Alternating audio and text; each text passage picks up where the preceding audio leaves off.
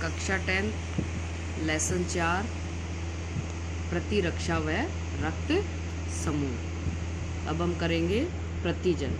अभी हमने किया था कि प्रतिरक्षा विधियों के प्रकार, प्रतिरक्षा क्या है, प्रतिरक्षा विधियों के प्रकार। अब आता है प्रतिजन कि प्रतिजन किसे कहते हैं, क्या है प्रतिजन, क्या है, कोई भी भारी रोगाणु या पदार्थ है जो हमारे शरीर में प्रविष्ट करता है और शरीर में प्रविष्ट करने के पश्चात जो बी लिम्फोसाइट कोशिका हैं उन बी लिम्फोसाइट कोशिकाओं को प्रतिरक्षी उत्पन्न करने के लिए प्रेरित करता है, उसे हम कहते हैं प्रतिजन।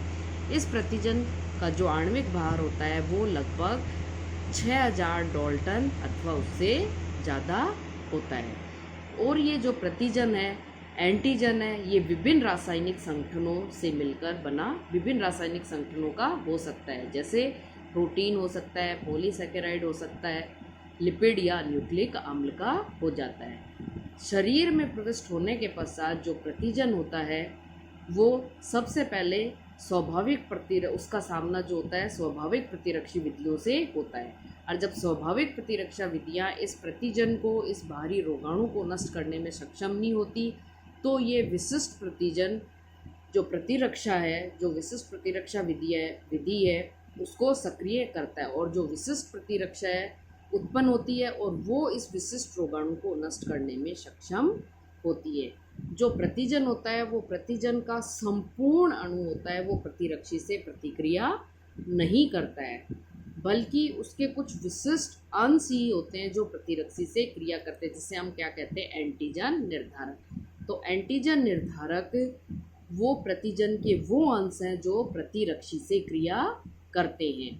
और किसी भी प्रतिजन के ऊपर जितने एंटीजन निर्धारक होते हैं उसे हम कहते हैं एंटीजन संयोजकता।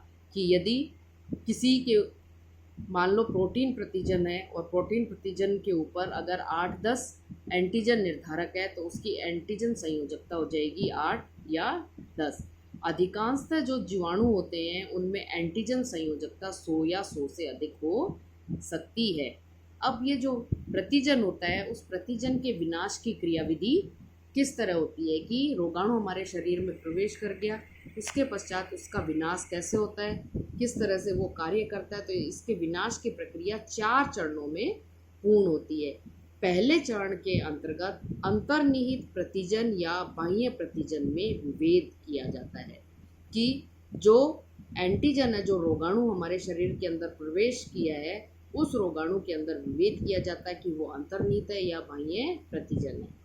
अब अंतर्निहित और बाह्य प्रतिजन में विभेद करने के पश्चात जो सेकंड चरण आता है उसके अंदर जो बी लिम्फोसाइट कोशिका होती हैं वो सक्रिय हो जाती हैं और प्लाज्मा कोशिकाओं का निर्माण करती हैं। कि पहले उसका विभेद कर लिया कि बाह्य प्रतिजन है या अंतर्निहित प्रतिजन है। प्रतिजन में विभेद करने के पश्चात उस प्रतिजन के ऊपर जो एंटीजन निर्धारक हैं उनकी संख्याओं के आधार पर जो वी लिम्फोसाइट कोशिका है वो सक्रिय हो जाती है और प्लाज्मा कोशिकाओं का निर्माण करती है।